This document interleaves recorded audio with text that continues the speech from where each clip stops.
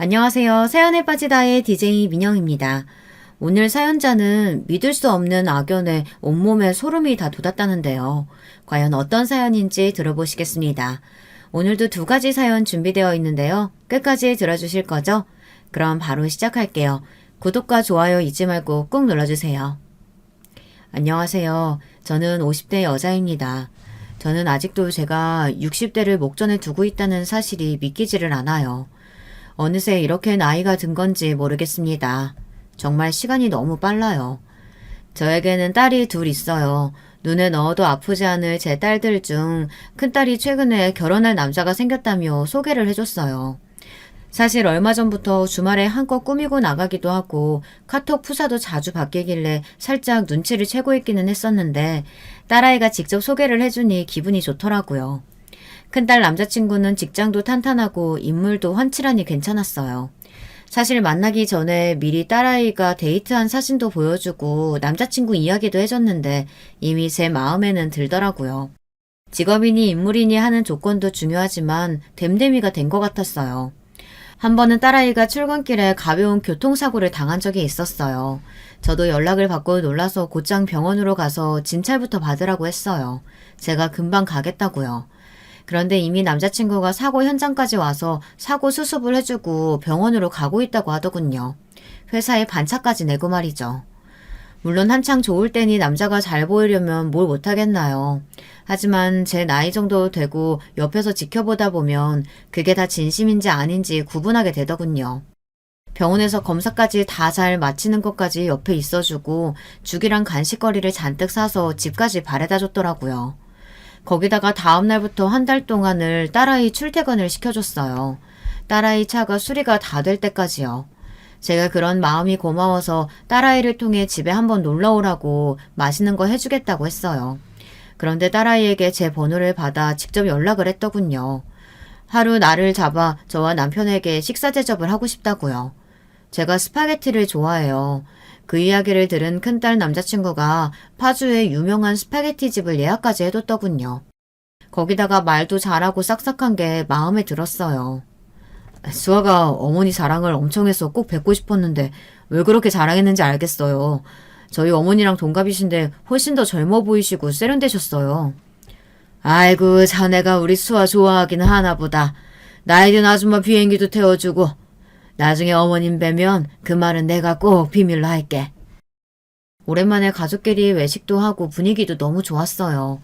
큰딸 남자친구가 저나 남편에게 잘 보이려고 하는 모습도 참 예쁘게 보였습니다. 제 딸아이를 많이 좋아하니 저에게도 잘 보이고 싶은 걸 테니까요. 사실 큰딸아이가 몇 년 전까지만 해도 결혼 안 하고 혼자 산다고 해서 마음이 쓰였었는데 좋은 사람을 만난 것 같아 마음이 좀 안심이 됐습니다. 사실 저에게는 딸이 둘 있지만 두 딸 중 큰딸이 저는 유독 더 마음이 쓰여요. 작은 딸보다 큰 딸을 더 아낀다는 게 아니라 걱정이 더 많이 된다는 겁니다. 작은 딸은 어려서부터 하나부터 열까지 쫑알쫑알 다 이야기하는 아이였어요. 겁도 많아서 초등학교 4, 5학년 때까지 껌딱지처럼 제 곁에 꼭 붙어 다녔습니다. 성격도 밝고 활달해서 주변에 친구들도 많았어요. 반면 큰딸은 저를 참 많이 닮았습니다. 제 어린 시절을 큰애가 본 것도 아닌데 꼭 제 모습을 보고 따라하는 것처럼 행동할 때가 있었어요. 그럴 때면 저도 깜짝깜짝 놀라요. 큰딸은 성실하고 공부도 잘했지만 워낙 속 이야기를 터놓지 않았어요. 겉으로 보기에는 학교 생활도 잘하고 친구들과도 잘 지내는 것 같아 보이기는 하는데 통 먼저 말을 하지 않았습니다. 제가 물으면 항상 좋다고 잘 지낸다고만 했어요. 큰딸이다 보니 저는 그냥 의젓한 줄로만 알았는데 시간이 지나고 보니 그게 아니더군요. 큰딸이 중학교 때 힘든 일이 좀 있었는데 저한테 일절 말을 안 했더라고요. 나중에 선생님께 연락이 오고 나서야 알게 됐습니다. 알고 보니 같은 반의 여자애가 은근슬쩍 제 딸아이를 따돌리고 괴롭혔던 거예요. 방법이 아주 교묘한 게 남들이 보기엔 마치 둘이 가장 친한 친구인 것처럼 보이는데 실상은 그렇지 않았던 겁니다. 그 아이 이름이 이진아였는데요. 진아는 1학년 입학하자마자 제 딸아이와 매일 어울려 다녀서 저도 둘이 친한 줄 알았어요. 집에도 가끔 오고 집에도 전화가 온 적이 있었거든요. 그런데 알고 보니 진아가 제 딸아이를 다른 아이들과 어울리지 못하게 하려고 중간에서 딸아이가 하지도 않은 말들을 들었다며 이간질을 해서 아이들이 딸아이를 미워하게 만들었습니다. 그러면서 본인은 착한 척 제 딸아이를 도와주고 챙기는 척 한 거죠. 사실 저도 전혀 알 수 없었던 게 제 딸을 괴롭혔다는 애가 제가 아는 애였어요. 초등학교 때부터 같은 아파트에 살았던 애였는데 길에서 보면 인사도 잘하고 아침에 등교할 때가 되면 우리 집 초인종을 누르기도 했습니다. 저희 딸아이에게 학교에 같이 가자고요. 수아가 워낙 착해서 애들이 다 수아 좋아해요. 애가 워낙 밝고 말도 잘하길래 예뻐서 저는 집에 들어와서 밥도 좀 주고 간식도 챙겨주고 했어요.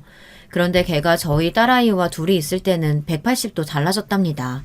같이 학교에 가자고 데리고 와놓고는 아파트 단지를 벗어나면 바로 제 딸아이를 버려두고 다른 아이들과 어울려 갔답니다. 딸아이도 처음엔 다 같이 가자면서 자연스럽게 끼어들었는데 그 아이가 제 딸아이의 팔짱을 끼고 뒤로 빠지면서 귀에다 대고 속삭였대요. 너 이빨에 고춧가루 꼈어. 너랑은 더러워서 같이 안 갈 거니까 집에 가서 빼고 와. 얘들아, 수아는 집에 뭘 두고 왔대. 우리끼리 가자. 항상 교묘하고 민망하게 해서 딸아이를 따돌렸답니다. 그런 일을 1년 가까이 당하고도 딸아이는 제게 말을 안 한 거예요. 그러다가 1학년 다 돼갈 때쯤 담임 선생님이 알게 된 겁니다. 미술 시간에 찰흙으로 도자기를 만드는 수업을 했는데 색을 칠하기 전에 도자기를 말린다고 아이들 작품을 다 교실 뒤에 모아뒀대요. 그런데 그날 학교 시간 뒤에 담임 선생님께서 학교 뒤 공터에 지나가시는데 그 아이가 제 딸아이 작품을 발로 부수고 있는 걸 보신 거죠. 아무도 없는 공터에서 그 아이 혼자 신이 나서 발로 짓누르고 있었답니다.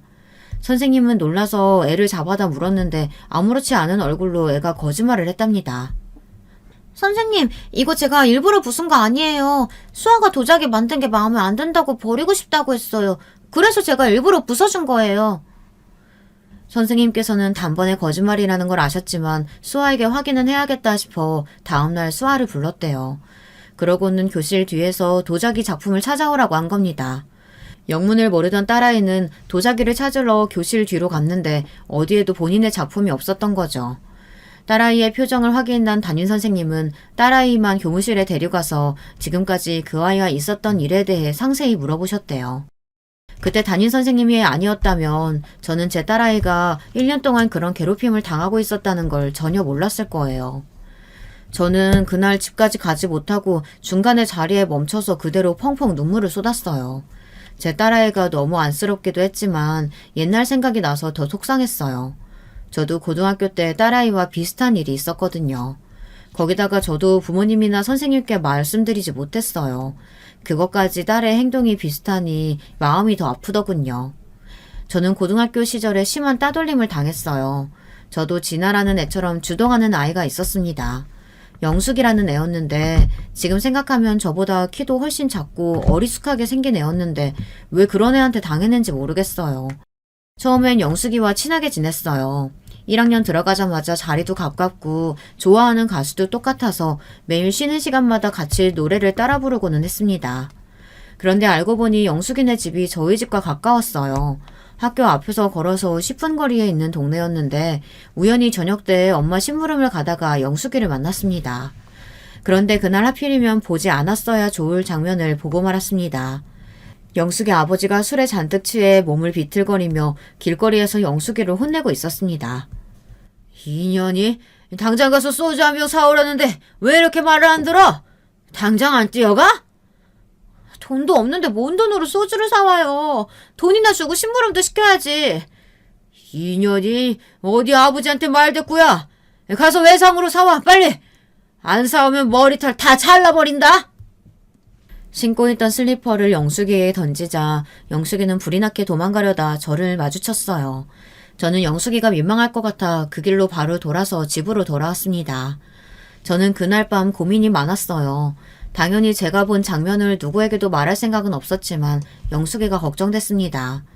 영숙이 아버지는 저희 아버지와 매우 달랐거든요. 저희 아버지는 매우 엄하기는 해도 저한테 소리를 지른 적도 슬리퍼를 던진 적도 없었어요. 심부름을 자주 시키셨어도 술이나 담배 심부름 같은 건 절대 시키지 않았습니다. 여자는 그런 심부름 하는 거 아니라고요. 자식은 귀하니 다른 아버지도 다 그런 줄 알았는데 영숙의 아버지를 보고 저는 충격을 받았습니다. 영숙의 아버지도 매일 그러시는 건 아니겠지만 영숙이가 참 힘들겠다라는 생각이 들었어요. 저는 그날 밤 잠을 설치며 내일 영숙이를 만나면 어떤 말을 해야 자연스러울까 연습했습니다. 그런데 문제는 영숙이의 태도가 달라졌다는 겁니다. 항상 아침이면 제자리에 와서 노래를 부르던 영숙이가 제 인사도 받아주지 않고 다른 아이들과 어울렸어요. 저는 어제 일이 신경 쓰여 그럴 수도 있지 싶어 다른 쉬는 시간에 제가 먼저 영숙이에게 다가갔는데 영숙이는 저를 무시했습니다. 거기다가 바로 다음 날부터 이상한 소문이 돌았어요. 제가 매일 밤 슈퍼에 가서 담배를 사간다고요. 어디서부터 소문이 났는지 담임 선생님까지 저를 교무실로 불러 물었습니다. 애들 말로는 네가 교복 입고 밤마다 여기저기 담배 사러 다닌다는데 혹시 아버지 심부름이라도 다닌 거야? 지금이야 아이들이 담배나 술을 살 수 없지만 옛날에는 워낙 부모님이 심부름들을 많이 시켜서 아이들이 슈퍼에서 술이나 담배를 살 수 있었어요. 아니요. 저 그런 적 한 번도 없어요. 부모님이 담배나 술 심부름은 안 시켜서 담배는 만져본 적도 없다고요. 암튼 너 조심해. 괜히 담배 같은 거 들고 다니다가 걸리면 아주 혼날 줄 알아? 저는 도대체 제가 왜 교무실까지 끌려가서 혼이 나야 하는지 억울하기만 했습니다. 제가 밤에 돌아다니기라도 했다면 덜 억울할 거예요. 워낙 겁이 많아서 7시면 집에 들어가는데 저를 도대체 누가 봤다는 건지 이해가 안 됐어요. 그런데 얼마 뒤 누가 그런 소문을 냈는지 바로 알게 됐습니다. 그건 바로 영숙이었습니다. 한 달 넘게 저에게 말도 걸지 않던 영숙이가 갑자기 저에게 와서 화장실에 좀 같이 다녀오자고 했습니다. 그러면서 제 팔짱을 확 끼더라고요. 저는 순간 기분이 좋았어요.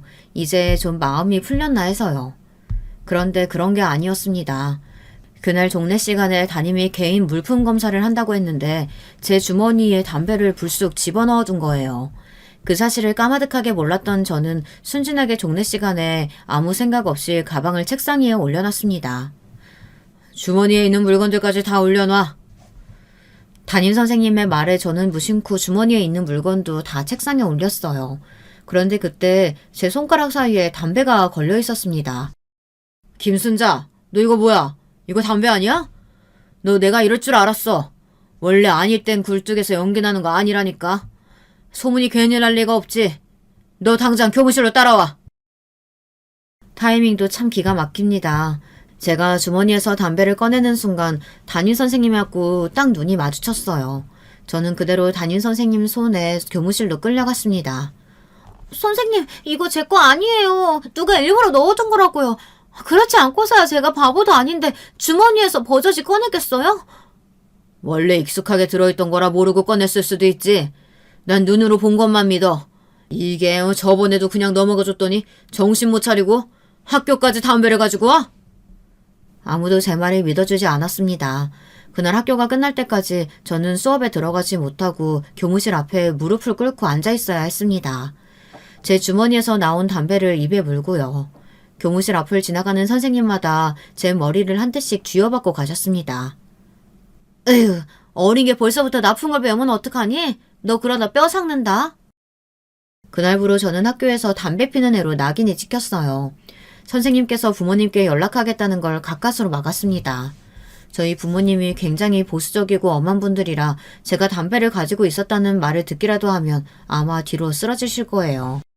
제가 제 담배가 아니라고 친구가 장난친 거라고 하면 아마 영숙이를 가만두지 않으실 겁니다. 저도 마찬가지고요. 저는 어린 마음에 제가 누명을 쓰더라도 아무에게도 말하지 않는 편이 낫다고 생각했어요. 지금 생각하면 아주 바보 같은 짓이었죠. 뒷일이 어떻게 되든 어른들에게 이야기를 했어야 하는데 그때는 제가 알아서 해결할 수 있다고 생각했어요.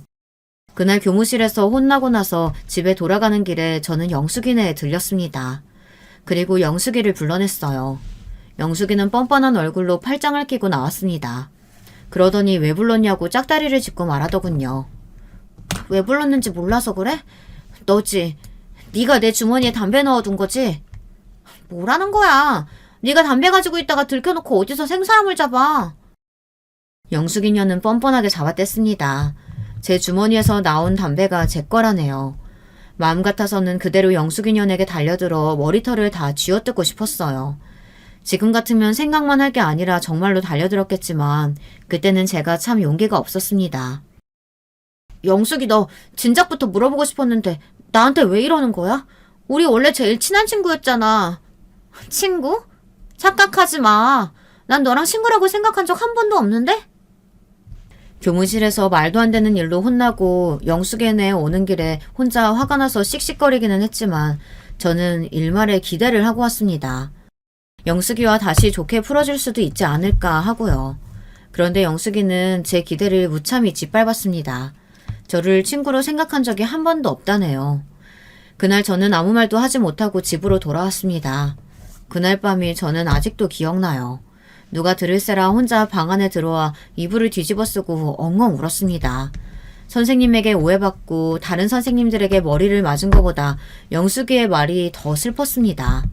저는 영숙이가 저에게 아무리 못되게 굴어도 함께 학교에 가고 좋아하던 노래를 부르던 그때의 추억이 생생하거든요. 그런데 끔찍한 고교 생활은 그때부터 시작이었어요. 영숙이 그년이 저를 3년 내내 괴롭혔어요. 제가 학년이 바뀌어도 친구를 사귈 때마다 중간에서 이간질을 해서 제 주변에 있는 친구들을 다 떠나게 했어요. 그때 제가 인생에 대해 배운 게 참 많아요. 사람들은 생각보다 남의 말에 잘 휩쓸리고 제가 아무리 제 진짜 모습을 보여줘도 사소한 말 한마디에 홀라당 넘어가 버리더라고요. 그때 이후로 굳이 친구를 만들려고 노력하지 않았어요. 그러던 어느 날이었습니다. 결정적으로 영숙이 그년 때문에 큰 사건이 한 번 있었어요. 어느 날부턴가 우리 집으로 이상한 장난 전화가 왔습니다. 어머니가 전화를 받으면 자꾸만 상대방이 전화를 끊었어요. 3, 4일에 한 번꼴로 그런 전화가 오다 보니 어머니는 이상하게 생각했습니다. 그리고 더 이상했던 건 저녁에 아버지가 퇴근하고 오시면 어김없이 전화벨이 울렸는데요. 아버지가 전화를 받으면 통화가 됐다는 겁니다. 네, 알겠습니다. 금방 나가겠습니다. 퇴근하고 돌아온 아버지가 전화를 받고 나면 꼭 아버지가 잠깐 밖에 나가셨어요. 저도 어머니도 이상하게 생각하지 않을 수가 없었습니다. 저나 어머니가 전화를 받으면 말없이 끊는 전화가 수도 없이 오는데 아버지가 받으면 이야기를 나누고 결국엔 아버지가 잠깐 회사 사람들이 동네에 찾아와서 나간다고 하셨으니까요. 그런데 얼마 뒤 그 일은 우리 가족에게 씻을 수 없는 상처로 남게 되었습니다. 어머니께서는 아버지를 의심할 수밖에 없었어요. 그래서 어머니는 아예 하루 작정하고 아버지가 전화를 받고 나갈 때 딸 하나가 뒤를 밟은 거죠. 그런데 어머니는 믿기지 않는 일을 목격하고 맙니다. 제 친구인 영숙이가 아빠 팔짱을 끼고 어디론가 걸어가는 모습을요. 거기다가 둘이 나누는 대화가 심상치 않았대요. 아저씨, 오늘은 저 큰 길에 있는 호빵 사주시면 안 돼요? 호빵도 호빵인데 우선 들릴 것부터 빨리 들려야지. 그 모습을 본 어머니는 충격에 빠져 곧장 아버지의 멱살을 잡았습니다. 이 인간이 정신이 나갔나? 당신! 이 늦은 시간에 이 어린애랑 뭐 하는 거야? 이 우리 순자 친구인 거 몰라? 뭐? 당신 지금 무슨 생각하는 거야?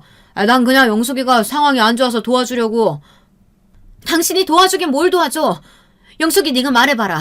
설마 매일 우리 집에 전화해서 말 안 하고 끄는 거 너니? 흥분한 어머니는 영숙이를 몰아붙이고 소리를 질렀어요. 그런데 더 이상한 건 영숙이의 태도였습니다. 영숙이는 실실 웃으면서 우리 집에 전화를 건 게 본인이 맞는다고 했어요. 영숙이의 태도에 화가 난 어머니는 지금 설마 웃는 거냐고 소리를 버럭 질렀대요. 너무 화가 나서요. 그때 아버지께서 어머니를 말렸습니다. 당신 지금 애한테 뭐 하는 거야?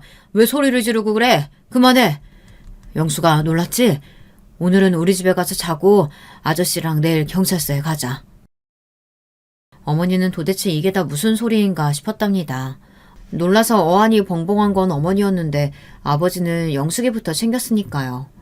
이야기는 이랬습니다. 그 사건이 터지기 한 달 전 아버지께서 퇴근하고 집에 돌아오는 길에 집 앞에 누군가 몸을 웅크리고 앉아 있었대요. 교복을 입은 채로요. 아버지는 멀리서 보고 당연히 저인 줄 알고 다가갔는데 알고 보니 영숙이었답니다. 그런데 영숙이가 아버지를 보자마자 울면서 아버지 팔에 매달렸대요. 아저씨, 저 순자 친구 영숙인데요. 저 좀 도와주세요. 아버지가 술만 먹고 들어오면 매일 소리 지르고 물건을 부숴요. 뭐라고? 너 다친 데는 없니? 아버지는 지금 어디 있어? 아저씨가 도와줄 테니까 당장 경찰서로 가자. 경찰서는 안 돼요. 제가 몇 번 경찰서에 이야기했는데 경찰은 아버지 편이에요. 제가 사정을 이야기해도 금방 아버지한테 연락해서 저 데리고 가라고 했어요. 아버지가 제가 술 먹고 담배 피우고 다니길래 혼내주려고 그런 거라고 했거든요. 경찰들은 제 말을 믿어주지 않아요. 안 되겠다. 오늘은 시간이 늦었으니까 우선 우리 집으로 들어가자. 아저씨네 집은 싫어요. 아저씨 집에는 순자 있잖아요. 순자가 저 이렇게 사는 거 애들한테 말하면 전 학교에서 따돌림이나 당한다고요. 우리 순자 그런 애 아니야. 내가 순자한테 잘 이야기할 테니까 들어가자. 아버지께서는 영숙이를 데리고 집에 오려고 몇 번이나 이야기했지만 영숙이는 버티고 서 있었답니다. 그러더니 한다는 소리가 기가 막혔어요. 아니에요. 아저씨는 순자를 잘 몰라서 그래요. 저번에 순자가 자기 담배를 제 주머니에 넣어서 제가 얼마나 당황했는데요. 그 일로 저는 교무실까지 끌려갔다고요. 뭐야? 우리 순자가 담배를 피운다는 말이니? 너 지금 그 말 진짜야? 아버지는 담배라는 소리에 화들짝 놀라 영숙이를 다그쳤답니다. 하지만 여우 같은 영숙이 년은 당황한 척하며 실수로 말한 것처럼 굴었대요. 제가 말했다고 절대 순자한테 이야기하시면 안 돼요. 그럼 순자가 저 밉다고 또 같이 안 다니려고 할 거라고요. 그냥 아저씨가 저희 아버지 주무실 때까지만 같이 있다가 들어가시면 안 될까요? 1시간 정도면 돼요. 영숙이는 제가 생각한 것보다 훨씬 더 악랄했습니다. 그렇게 불쌍한 척 아버지에게 접근해 도와달라고 한 겁니다. 아버지는 그런 영숙이가 안쓰러워서 도와줄 방법을 찾아주기로 하셨대요. 지금 당장 영숙이네 집에 들어가 술에 취한 영숙이 아버지를 끌고 나와 경찰서에 데려다 줄 수도 없으니까요. 아버지는 경찰서가 아니라 다른 방법으로 영숙이를 도와줄 방법을 찾을 때까지 일이 있으면 바로 집으로 전화를 하라고 하셨대요. 그런 와중에 영숙이 년이 제 이간질을 저희 아버지에게까지 하고 저에게 비밀로 해달라고 한 거예요. 그러면서 밤마다 아버지가 술에 취해 들어와서 무섭다고 우리 아버지한테 전화를 한 거죠. 그날도 영숙이가 무섭다고 전화가 와서 아버지도 이대로는 도저히 안 되겠다 싶어 파출소로 영숙이를 데려가던 길이었답니다. 경찰이 영숙이 말은 믿어주지 않으니 아버지가 동네 사람으로서 증언을 해주려고요. 그러다 어머니가 나타난 거죠. 아버지의 말이 이해가 되지 않은 어머니는 그 자리에서 영숙이를 데리고 우리 집으로 왔습니다. 사실 영숙이네 집에 가서 영숙이 아버지라는 사람을 만나려고 했는데 영숙이가 절대 자기 집에는 안 가겠다고 했대요. 우리 집에도 따라가지 않으려는 영숙이를 어머니는 끌고 오셨어요. 그러고는 방에 있던 저도 부르셨습니다. 아버지는 저와 영숙이를 앉혀놓고 그간 영숙이와 있었던 일을 이야기했어요. 아버지의 말에 영숙이녀는 어쩔 줄 몰라하며 자리를 피하려고 했습니다. 하지만 일은 이미 벌어졌습니다. 영숙이가 어떤 의미로 이런 일을 벌였는지 알아야 했으니까요. 영숙이, 너 똑바로 말해. 순자 아빠한테 한 말 다 사실이야? 우리 순자가 네 주머니에 담배 넣고 널 곤란하게 만들었다는 게? 어머니의 고함에도 영숙이는 한마디도 하지 않고 있었어요. 이를 이상하게 여긴 아버지가 괜찮다고 이야기하라고 다독이는데도 영숙이는 입을 꾹 다물고 있었어요. 그 모습을 보는데 제가 다 열이 받더군요. 자기가 나한테 그 더러운 짓을 해놓고 어디서 피해자 흉내를 내고 있는지 모르겠어요. 저는 도저히 영숙이의 뻔뻔한 면상을 가만히 보고 있을 수만은 없었습니다. 저는 곧장 영숙이에게 다가가 영숙이의 뺨을 세게 쳤어요. 야, 오영숙, 너 똑바로 말해. 네가 내 주머니에 담배 넣어서 내가 하루 종일 교무실 앞에서 벌 섰잖아. 지금 바로 담임한테 연락해서 확인할까? 누가 담배로 걸려서 혼났는지? 너 도대체 우리 아빠한테 무슨 짓을 하려고 한 거야? 제가 소리를 지르고 자기 뺨까지 내려칠 줄은 생각도 못했는지 영숙이는 눈을 부라렸습니다. 이년이 어디 감히 내 몸에 손을 대? 그래, 내가 니네 아빠한테 뻥 좀 쳤다. 어쩔래? 그제야 멍청한 년이 자기가 일부러 아버지를 불러냈다고 실토하더군요. 그때부터 본물 터지듯 쏟아내는 영숙이 년의 말은 너무 기가 막혀서 입에 담고 싶지도 않았어요. 아버지를 자꾸 불러내면 어머니가 불륜을 의심해서 두 분이서 싸우고 자기 집처럼 우리 부모님도 이혼할 줄 알았답니다. 자기 부모님은 그렇게 이혼하게 됐다고요. 아이씨, 계획대로 되어가고 있었는데 너희 엄마가 생각보다 참을성이 꽤 있더라. 우리 엄마는 장면 보자마자 여자 머리채 잡고 난리를 쳤는데. 순간 영숙이의 표정이 얼마나 소름 끼치는지 할 말을 잃었습니다. 와, 너 완전 미친년이었구나. 저도 모르게 미친년이라는 소리가 절로 나왔어요. 아버지와 어머니도 영숙이년의 악심 먹은 눈빛을 보자 어떤 말도 할 수 없었대요. 영숙아, 너 정말 아저씨한테 다 거짓말한 거야? 아버지가 술 먹고 너한테 술병 던지고 나가 죽으라고 했던 거 다 거짓말이었냐고? 영숙이의 말에 감쪽같이 속은 아버지는 기가 막히다는 듯 절망하셨습니다. 우리 아빠가 그러는 게 하루 이틀 일도 아닌데 제가 뭐하러 아저씨한테 이야기하겠어요. 저는 그냥 순자년이 행복하게 사는 꼴이 재수없어서 좀 골려주러 간 거예요. 사는 게 너무 심심해서. 이런 말도 안 되는 짓을 심심해서 했답니다. 그날 일로 우리 가족은 모두 충격에 휩싸였어요. 특히나 아버지는 어린 학생의 딸 같아 안쓰러워 호의를 베풀었는데 그게 일부러 아버지를 곤란하게 만들려고 한 거라는 말에 말문이 막히셨죠. 우리 가족은 그날 사건으로 이사까지 가게 됐습니다. 제가 지난 2년 동안 영숙이에게 당한 일을 그제야 다 이야기했거든요. 부모님은 왜 그런 큰일을 이야기하지 않았냐고 속상해하셨습니다. 부모님은 이사하고 저를 전학시키는 게 가장 좋은 방법이라고 생각하셨어요. 당시엔 그런 일을 가지고 학교에서도 나서주지 않았기 때문에 우리가 피하는 게 상책이라고 생각하셨습니다. 미친년 옆에 있다가 괜히 더한 일도 당할 수 있다고요. 그 동네를 벗어나고 나서는 한시름 놓고 편하게 살았어요. 그제야 알았죠. 제가 왜 그런 멍청하고 개념 없는 애한테 휘둘리며 마음에 상처를 만들며 살았는지요. 부모님도 그날 이후 저에게 더 많은 애정을 쏟으셨습니다. 제가 영숙이 때문에 상처받아 친구들과 잘 지내지 못할까 봐서요. 그래도 전학 간 학교에서는 좋은 친구들도 많이 사귀고 잘 지냈습니다. 저는 고등학교를 졸업하고 대학에도 진학했어요.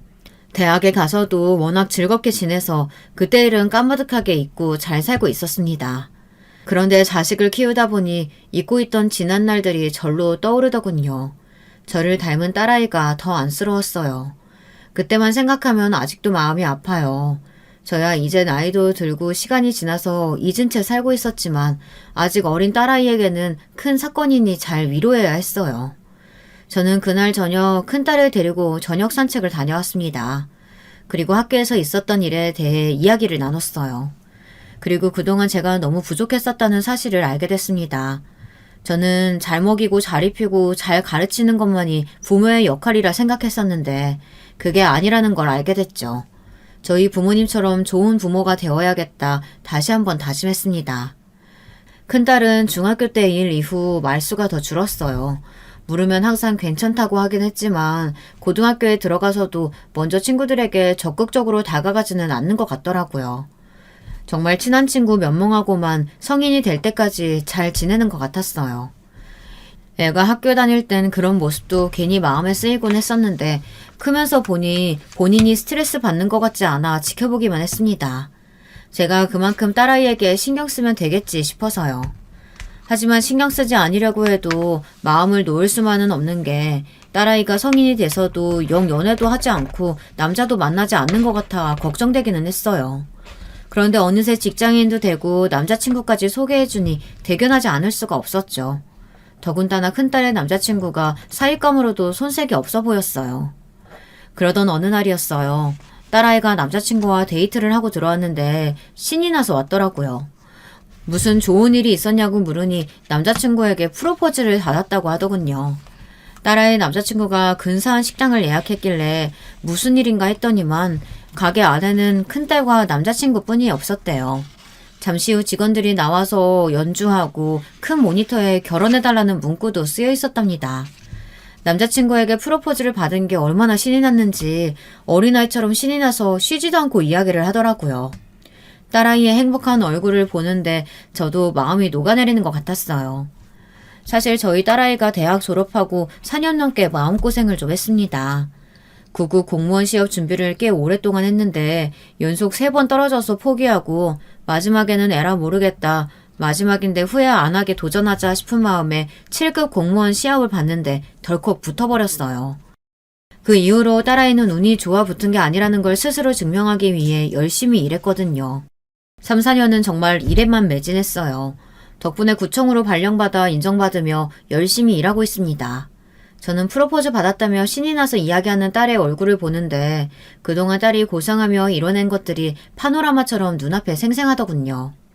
항상 잘 될 거야, 걱정하지 말아라, 응원만 해주기만 했지 부모로서 해준 게 너무 없었어요. 그래도 큰딸이 자기 힘으로 하나하나 만들어가는 모습을 지켜볼 수 있어서 너무 행복했습니다. 딸아이는 곧바로 결혼 준비에 돌입했어요. 남편은 눈에 넣어도 아프지 않은 큰딸을 벌써 시집 보낸다는 게 마음 아픈지 서운해했지만 그래도 기쁜 마음으로 응원해주기로 했어요. 그런데 제가 너무 안일했나 봐요. 인생이라는 게 항상 녹록치만은 않다는 사실을 깜빡하고 있었습니다. 제 인생에 생각지도 못한 사건이 또 벌어지고 말았어요. 그날은 바로 큰딸의 상견례 날이었습니다. 생각해보면 그날 아침부터 기분이 별로 좋지 않았습니다. 미용실에 가서 드라이도 하고 화장도 좀 받았는데 평소 제 담당이었던 분이 휴무라 다른 직원이 맡아서 해줬는데 영 마음에 안 들더라고요. 그래서 집에 와서 다시 머리를 감고 둘째 딸에게 드라이를 맡겼어요. 거기다가 약속 시간에 맞춰서 식구들이 다 나왔는데 우리 차 앞에 차를 주차한 사람이 연락이 안 돼서 하마터면 상견례 시간에 늦을 뻔했습니다. 사돈딸 분들과 처음 만나는 자리였는데 약속 시간에 간당간당하게 도착해버려서 저와 남편은 예약된 식당 문을 열고 들어가면서 연신 고개를 숙이고 들어갔어요. 아이고, 10분 일찍 출발했는데도 저희가 늦었네요. 기다리게 해서 죄송합니다. 수아 아버지 되는 박민식입니다. 괜찮습니다. 시간 딱 맞춰서 잘 오셨는데요. 저희가 조금 일찍 도착했습니다. 화기애애한 분위기 속에 저도 안사돈에게 인사를 하려고 고개를 딱 들었는데 믿기지 않는 일이 벌어졌습니다. 제 앞에 믿기지 않는 사람이 서 있었어요. 그 사람은 바로 평생 다시 보고 싶지 않았던 영숙이었습니다. 제 꽃다운 고교 시절을 망친 바로 그 영숙이요. 저는 그 순간에도 제가 헛것을 보고 있나 싶어 양손으로 눈을 마구 비볐어요. 그런데 제 눈앞에 서 있는 사람이 영숙이가 분명했습니다. 더군다나 영숙이도 저를 보자마자 단번에 알아본 것 같더군요. 무슨 몇십 년 만에 절친을 만나기라도 한 것처럼 호들갑을 떨더라고요. 자기 남편 어깨를 툭툭 치면서 웬일이니 웬일이니를 마구 외치면서요. 어머, 너 순자 아니니? 나 기억하지? 대림여고 영숙이. 이게 도대체 얼마만이야? 너 전화 까고 처음 보는 거니까 30년 만인가? 순간 저는 온몸에 털이 바짝 서며 소름이 돋았어요. 영숙이 너는 도대체 뭐가 반갑다고 저렇게 한바구음을 지으면서 제게 아는 체를 할 수 있는지 모르겠더군요. 당연히 기억하지. 내가 너를 어떻게 잊겠어. 저는 도저히 영숙이년 앞에서 웃을 수가 없었습니다. 저는 딱딱하게 굳은 얼굴로 영숙이 눈을 똑바로 보고 말했어요. 솔직한 심정은 자리를 박차고 식당을 나가고 싶었지만 정색한 제 표정만 보고도 놀란 큰딸의 얼굴을 보는데 도저히 자리를 벗어날 수 없었어요. 평소와 다른 제 목소리에 놀란 건 우리 가족뿐이 아니라 예비 사위도 마찬가지였어요. 걱정 어린 눈으로 제 표정을 살피며 눈치를 살피더군요. 어머님 어디 불편하세요? 컨디션이 안 좋아 보이세요. 이렇게 훤칠하고 자상한 아이가 영숙이의 아들이라는 사실이 원망스럽기만 했습니다. 그때였어요. 자기 아들이 제게 다가와 저를 부축하는 모습이 신경 쓰였는지 영숙이가 저에게 다가오더군요. 제 팔을 잡으면서 친한 척을 했어요. 우리 순자가 나를 너무 오랜만에 봐서 놀랬나 보다. 나 너 그렇게 전화 까고 꼭 한번 만나고 싶었는데 어쩜 이렇게 만나니? 저는 순간 영숙이의 팔이 제 팔에 닿는데 소스라치게 놀라서 몸을 획 빼버렸어요. 옛날 제 주머니 속에 불쑥 담배를 집어넣은 일이 떠올라서요. 손 치워. 우리가 언제 친했다고 이래? 영숙이년의 가소로운 미소에 저도 모르게 주변 상황을 잊고 소리가 격앙됐습니다. 그때 제 남편이 동그래진 눈으로 제게 다가왔어요. 여보, 왜 이래? 어디 정말 안 좋은 거야? 어머, 우리 순자 남편분이 너무 자상하신다. 아니다, 순자 남편분이 아니라 이제는 사돈이신가? 예비 사돈. 사실 저희가 고등학교 때 사소한 일로 좀 다툼이 있었어요. 그리고 바로 순자가 전화 까버려서 제가 제대로 사과도 못했거든요. 순자야, 어머님 아버님은 잘 계시지? 애써 남편과 자식 얼굴을 보고 참아보려고 했는데 그 재수없는 입에서 우리 부모님 안부를 묻는 소리를 하자 도저히 참을 수가 없었어요. 사돈? 사돈 같은 소리 하지 마. 우리가 왜 네 사돈이야? 그리고 네가 감히 어떻게 우리 부모님 안부를 물어? 그때 너 때문에 우리 가족이 얼마나 힘들었는지 알아?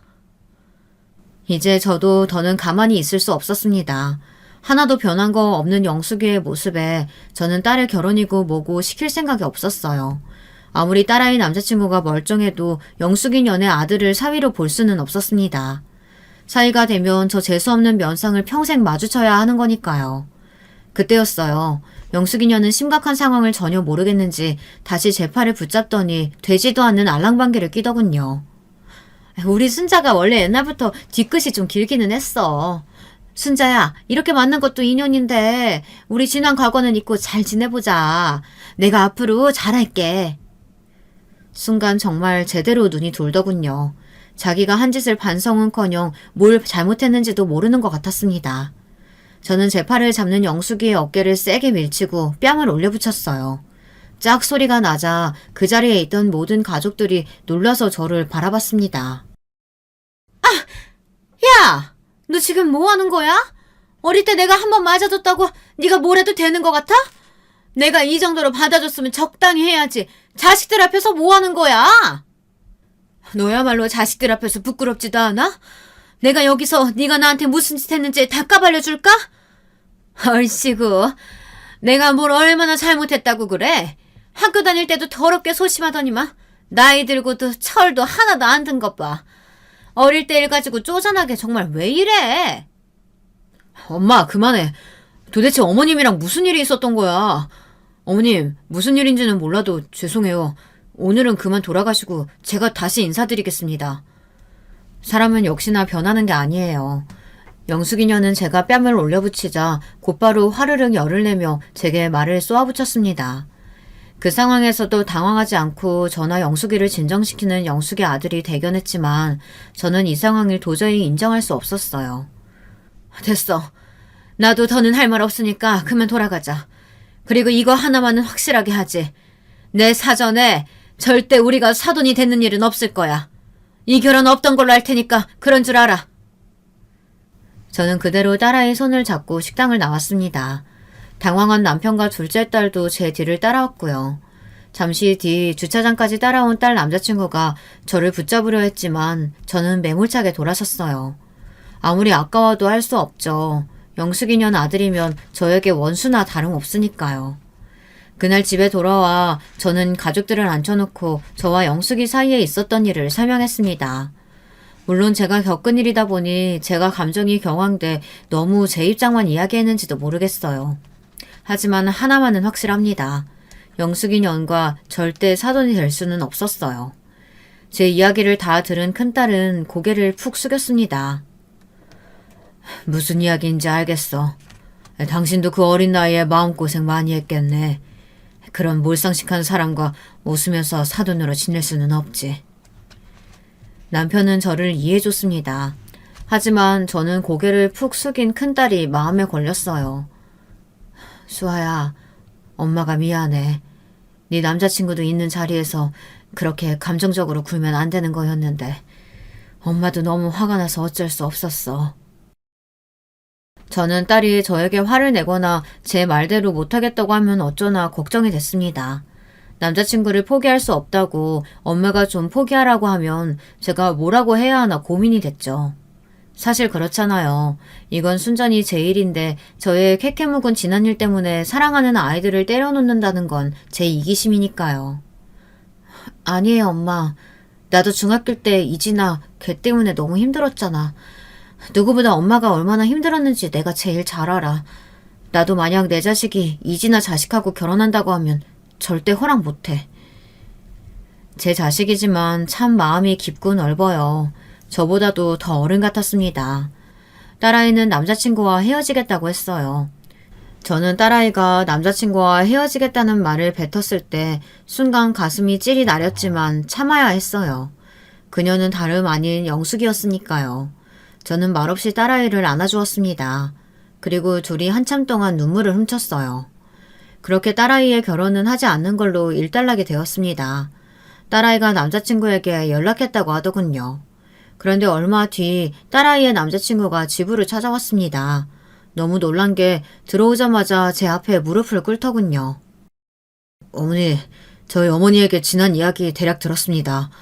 어머님이 학창시절에 저희 어머니 때문에 얼마나 힘드셨을지 저도 너무 이해돼요.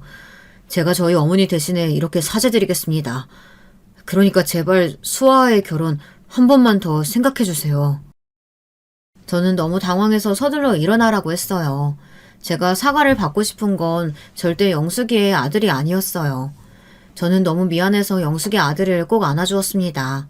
이런 좋은 아이에게 제가 상처를 줬다는 게 너무 미안했어요. 저도 말도 안 되는 운명에 가슴이 아팠지만 결정을 번복하고 싶지는 않았습니다. 영숙이가 그 정도로 싫었으니까요. 이러지 말게. 나도 자네에게 이러는 거 너무 마음 아파.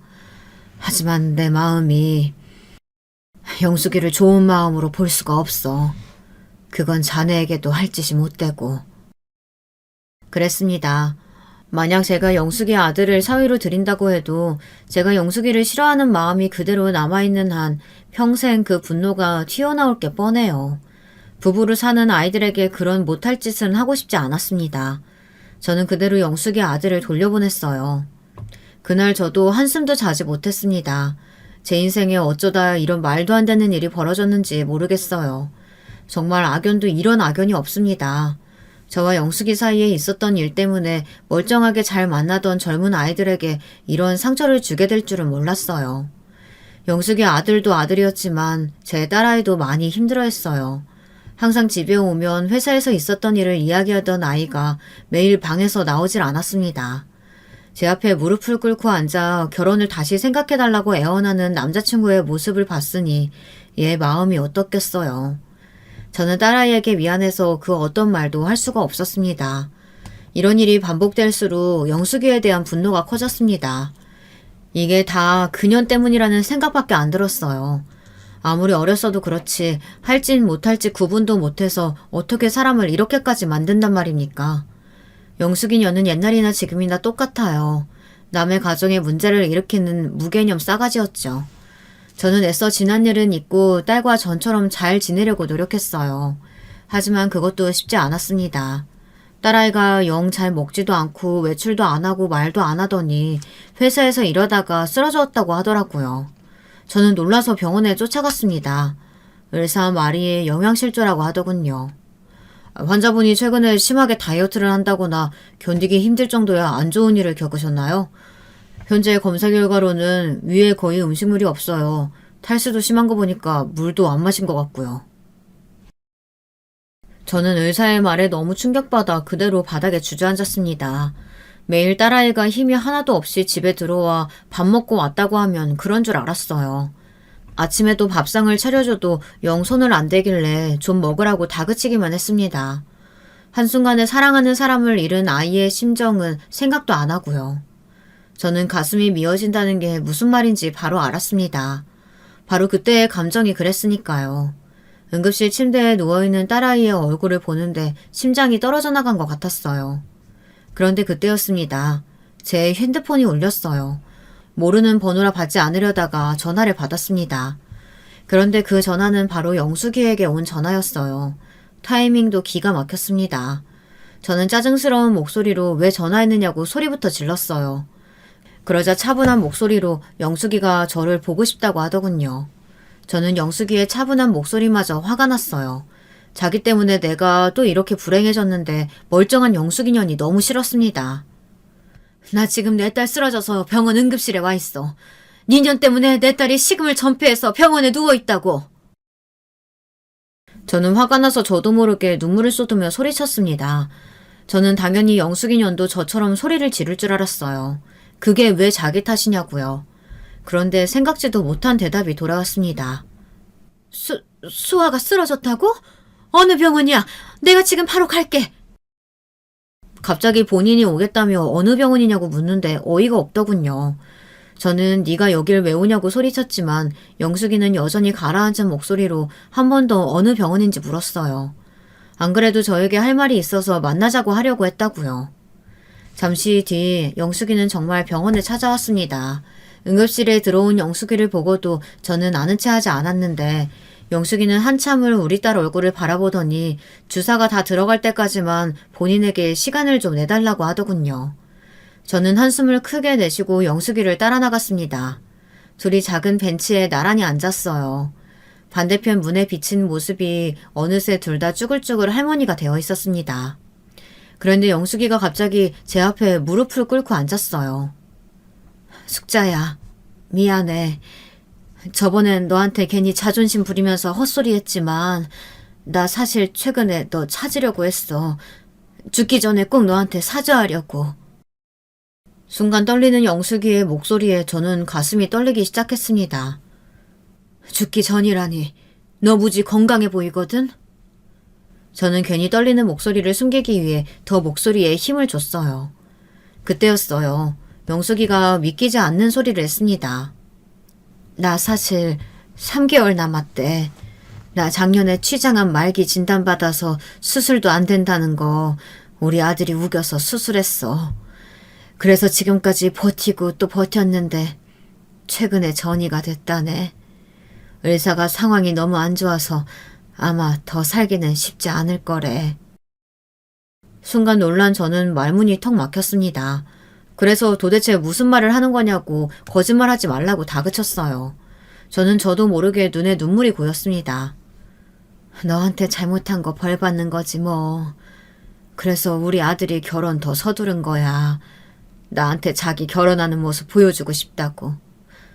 그러니까 순자야, 지난날 내가 잘못한 거 눈 감아주기 힘들겠지만 어차피 나 몇 달 후면 이 세상에 없어.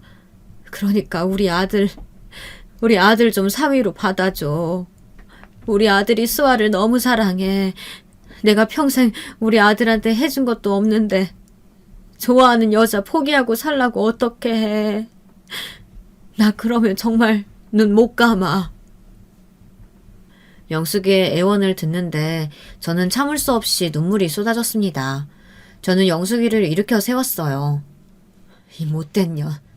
날 그렇게 힘들게 하더니 이제 와서 왜 사람을 죄인 만들어? 네가 왜 죽어? 내가 용서도 안 했는데 왜 네 마음대로 죽냐고. 저는 영숙이의 몸을 흔들며 원망을 늘어놓았습니다. 미안해. 네가 부러워서 그랬어. 난 매일매일 불행한데 넌 행복해 보여서 셈이 나서 그런 거야. 제발 용서해줘, 순자야. 영숙이의 눈물 어린 사과에 저는 어쩔 줄 몰랐습니다. 영숙이가 죽는다는데, 제 평생의 원수가 죽어버린다는데 이 모든 게 아무 의미가 없다는 생각이 들더군요. 그 이후로 어떻게 됐냐고요? 여러분들이라면 과연 어떻게 하셨을 것 같으세요? 저는 끝까지 무릎을 꿇고 앉아 저에게 사죄하는 영숙이를 끌어안았습니다. 그리고 지난 날을 후회했어요. 조금만 미워할 걸, 조금만 원망할 걸, 이게 다 제가 영숙이를 미워해서 일어난 일인 것 같아 미안했어요. 네 아들 걱정하지 마. 내가 내 아들처럼 보살필 거야. 미안해, 영숙아. 내가 미워해서, 원망해서 미안해. 제가 해줄 수 있는 건 그 말밖에 없었어요. 얼마 전 저와 가족들은 영숙이를 떠나보냈습니다. 그리고 몇 개월 전 아이들을 결혼시켰어요. 아들이 결혼해서 잘 사는 모습을 봐서인지 영숙이는 의사가 말한 3개월을 훌쩍 넘기고 반년이나 더 살았습니다. 저희 곁을 떠날 때도 제 손을 꼭 붙잡고 떠났어요. 끝까지 미안하다고 말하는 영숙이가 안쓰러웠지만 저는 그날로 영숙이를 완전히 용서했습니다. 그리고 오늘의 사연은 하늘에 있는 영숙이에게 바치는 거예요. 속이 좁은 친구라 미안했다, 영숙아. 우리 다음에는 진짜 친구하자. 제 사연을 끝까지 들어주셔서 감사합니다. 제가 저의 부족한 부분마저 드러내며 용기 내 사연을 보낸 만큼 여러분께서 저의 앞날을 응원하는 댓글을 남겨주세요. 언제나 여러분의 가정에는 항상 행복한 일만 가득하시길 바라겠습니다. 여러분, 두 번째 사연 시작하기 전에 좋아요, 구독 꼭 눌러주실 거죠? 그럼 두 번째 사연 바로 시작합니다.